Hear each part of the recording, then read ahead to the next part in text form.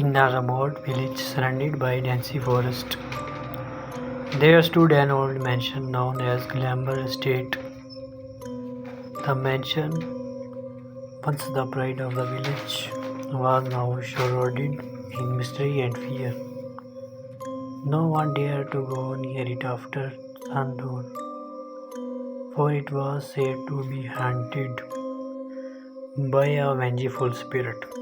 The mansion had belonged to the wealthy Gupta family who were the most influential people in the region. However, their fortune was marred by tragedy. The head of family, Rajesh Gupta, had built the mansion for his beloved wife, Meera. The couple was known for their generosity and the village thrived under their patronage. But their happiness was short-lived. Meera fell seriously ill, and despite the best efforts of the local doctors, she passed away with the fear of moving into the mansion. Rajesh, devastated by the loss of his wife.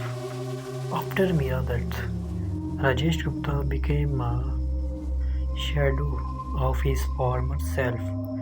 The once lively and generous man turned into a reckless, locking himself away in the mansion.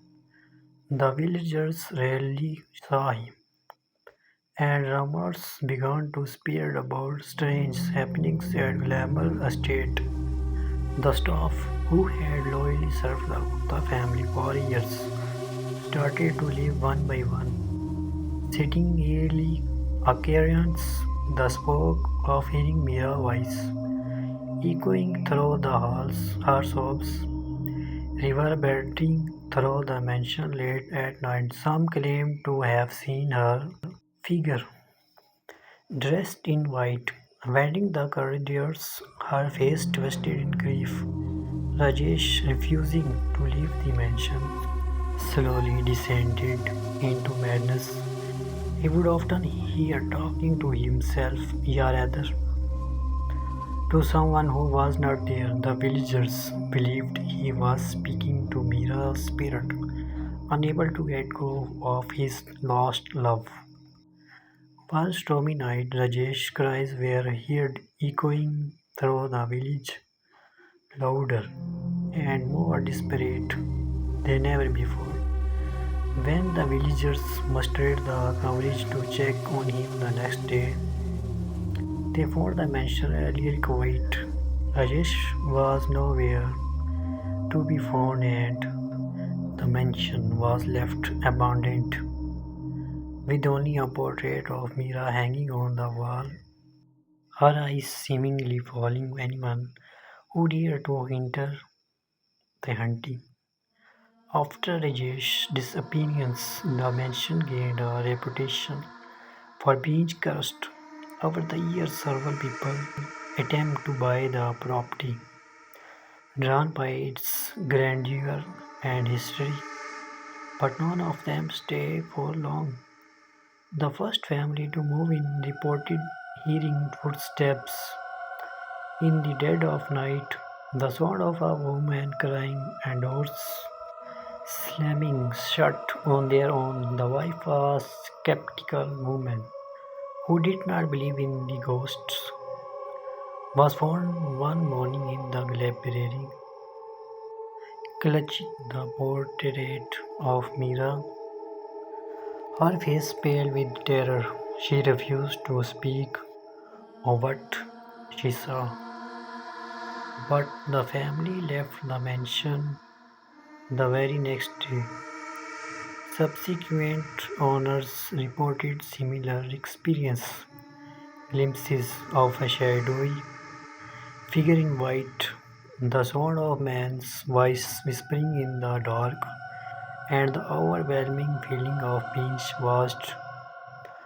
One family even claimed that their youngest child began talking to an imaginary friend named Mira, who told him stories about the mansion's past, the legend, the villagers, Now convinced that the mansion was haunted by the tormented spirits of Rajesh and Mira, began to avoid the area altogether. They believed that Rajesh's obsession with Mira's ghost had trapped both their souls within the mansion, crushed to relive their sorrow of eternity. Despite the mansion's eerie reputation, it attracted the attention of thrill seekers and paranormal enthusiasts.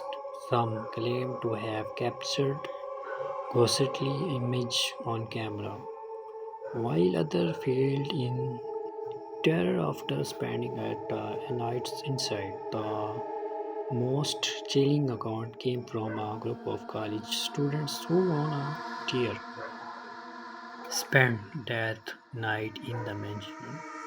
They reported hearing a woman singing a lullaby, followed by a strident, bone-chilling scream that echoed through the halls. One of the students, in a trance-like state, began repeating the name Rajesh over and over until his friend shook him awake. The final encounter. Year passed. The mansion fell into disrepair, overgrown with weeds and vines. But one man, a distant relative of Rajesh Gupta, decided to visit the mansion, hoping to uncover the truth about what happened to his family. Armed with old letters and documents he had inherited, he entered the mansion, determined to confront whatever spirits might linger there. As he explored the decaying rooms, he felt a presence, something watching him from the shadows. In the master bedroom, where Rajesh had spent his final days, he found a diary.